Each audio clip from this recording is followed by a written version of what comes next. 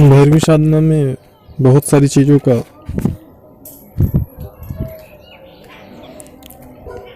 और तकनीकों का, नियमों का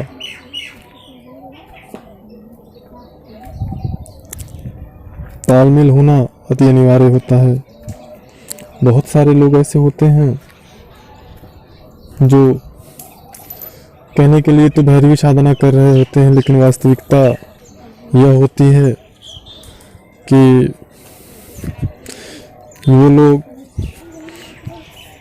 किसी ऐसे गुरु या मार्गदर्शक के यहाँ बातों में आकर के अपना समय, पैसा, सब कुछ जो है नुकसान कर रहे होते हैं, जिसका उन्हें पता नहीं होता है। कुछ समय तक प्रयासरत रहने के बाद फिर वो लोग भी यही कहने लगते हैं कि हाँ, यह साधना अच्छी नहीं होती है, क्योंकि हमारी जो प्राचीनतम सभ्यता के अनुसार भैरवी साधना एक बहुत ही गुप्त और गोपनीय साधना रही है, और काम वासना को ही सफलता का माध्यम बनाने के कारण यह प्राचीन काल से ही विवादों में घिरी हुई रही है। परिणाम स्वरूप कुछ ऐसे लोग भी हुए हैं जो कि इस साधना के दुरुपयोग, उन्होंने इस साधना का भरपूर दुरुपयोग भी किया, गलत तरीका अपनाया, जिसके परिणाम स्वरूप लोगों में यह भ्रांतियाँ फैल गई कि हाँ, यह साधना बिल्कुल अच्छी नहीं होती है। यहाँ पे बहुत सारे लोग अपने अर्थ स्वार्थ के लिए इस प्रकार की साधनाओं को जो करना चाहते हैं, ऐसे व्यक्तियों को गलत जानकारी देकर के साधना में उलझाए रखते हैं। लास्ट में उन्हें सफलता जब प्राप्त नहीं होती है तो वो लोग भी यही कहते हैं। तो निसंदेह कोई भी अनुष्ठान हो या कोई भी पद्धति हो, हर साधना के, हर पद्धति के जो भी तरीके होते हैं, जो सभ्यताएं होती हैं, उनमें कुछ अच्छा और कुछ बुरा होता ही है।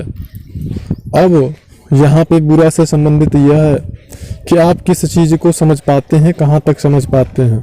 क्योंकि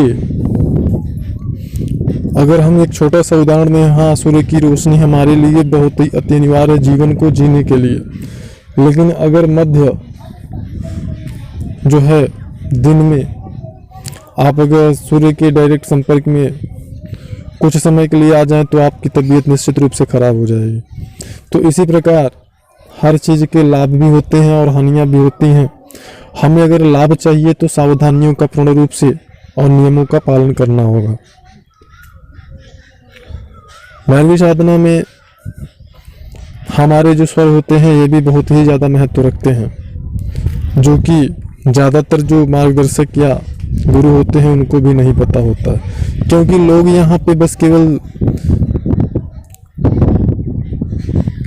नेट पर या सोशल मीडिया पे जो भी जानकारियाँ प्रकाशित हैं, ऐसी जानकारियों को जान करके, देख करके, पढ़ करके वह गुरु और मार्गदर्शक बन जाते हैं। उनका खुद का ना तो कोई अनुभव होता है, ना तो उन्होंने ऐसा कुछ किया होता है, ना उनका कोई मार्गदर्शक रहता है। बस उन्होंने जानकारी देखा और वो बन गए क्या, मार्गदर्शक या गुरु। तो ऐसे मार्गदर्शक और गुरु के जो शिष्य होंगे वो कहाँ तक सफलता को प्राप्त करेंगे, अब ये तो नहीं कहा जा सकता है। तो इस प्रकार से यह जो सारी चीज़ें हैं, इन चीज़ों को समझने की और गुरु को परखने की साधक की स्वयं की योग्यता पर निर्भर करता है। हमारा जो स्वर होता है, हर व्यक्ति का सामान्यतः एक स्वर का मतलब होता है हमारी जो दो शक्ति वाहिनी नाड़ियां हैं, एक इड़ा और एक पिंगला, जैसे कि हम सूर्य नाड़ी और चंद्र नाड़ी भी कहते हैं। तो दिन में स्वाभाविक रूप से हमारी जो नाड़ियां होती हैं, बॉडी के टेम्परेचर के अनुसार कभी सूर्य नाड़ी ज़्यादा चलती है तो कभी चंद्र नाड़ी ज़्यादा चलती है। यह क्रिया स्वमेव होती है।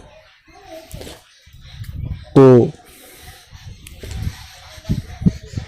जब हमारी सूर्य नाड़ी चलती है, यानी हमारे नाक का जो दाहिने तरफ का जो हिस्सा है, जब नाक के दाहिने छिद्र से ज़्यादा तेज सांस चल रही होती है तो बोलते हैं सूर्य नाड़ी क्रियाशील है।